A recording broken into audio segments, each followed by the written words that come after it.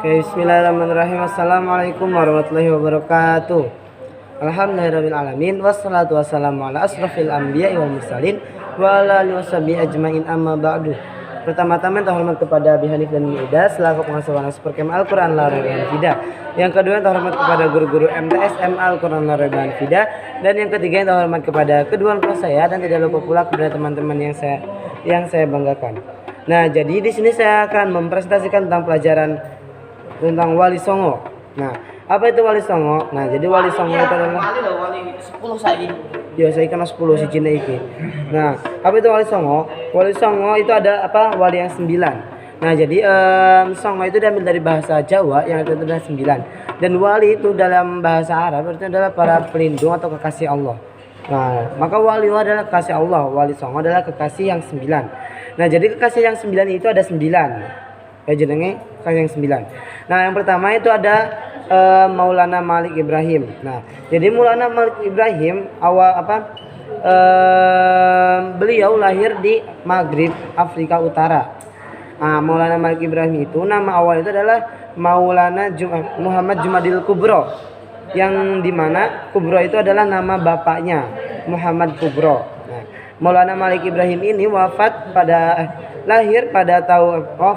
tanggal 12 Rabiul Awal dan ya itu bulan Hijriah, bulan Komariahnya. Kalau bulan Samsiahnya itu pada tanggal 8 April. Nah, kemudian yang kedua ada Sunan Ampel. Nah, Sunan Ampel ini lahir di Campak, Aceh pada tahun 1401. Sunan Ampel ini anak dari Maulana Malik Ibrahim. Nah, Sunan Ampel ini nama aslinya adalah Raden Rahmat. Nah, Sunan Ampel ini mendirikan pesantren sebagai sumber dakwahnya. Kemudian yang ketiga ada Sunan Bonang. Sunan Bonang ini lahir di Surabaya pada tahun 1465. Nah, Sunan Bonang ini adalah anaknya dari Sunan Ampel. Sunan Bonang ini nama aslinya adalah Raden Maulana Makdum Ibrahim. Nah, Sunan Bonang ini biasanya dikenal dengan pencipta gending. Sunan Bonang ini wafat pada tahun 1525. Kemudian lanjut ada yang keempat ada Sunan Giri. Sunan Giri lahir di Giri pada abad ke-15. Nah, Sunan Giri ini nama aslinya adalah Raden Paku. Kemudian Sunan Giri ini menebarkan dakwah Islamnya itu dengan mendirikan pesantren. Dengan dikarenakan Sunan Giri ini memiliki jiwa demokratis, sehingga beliau ini menciptakan permainan-permainan yang berupa Islam, pokoknya yang mengandung Islam.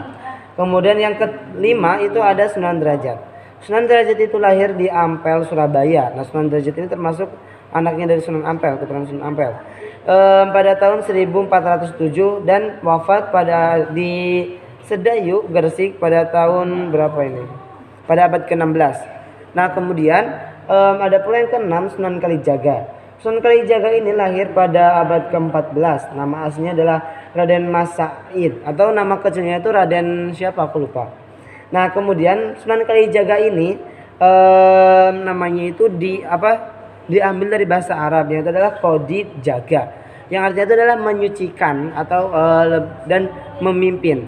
Nah, jadi Qadi Jaga itu adalah seorang pemimpin yang suci dan memberikan peran gimana gitu.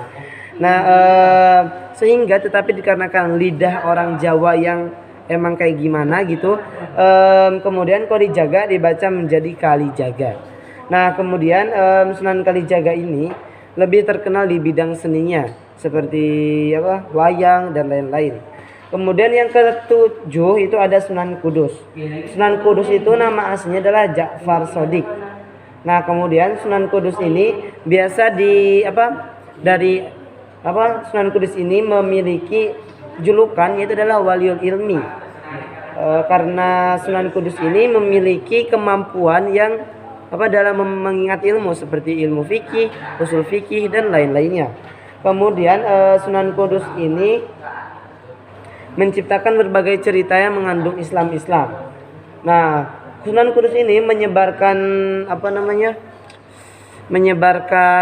dakwahnya di daerah Kudus. Nah, kemudian yang ke-8 ada Sunan Muria. Sunan Muria itu nama aslinya adalah Raden Umar Said.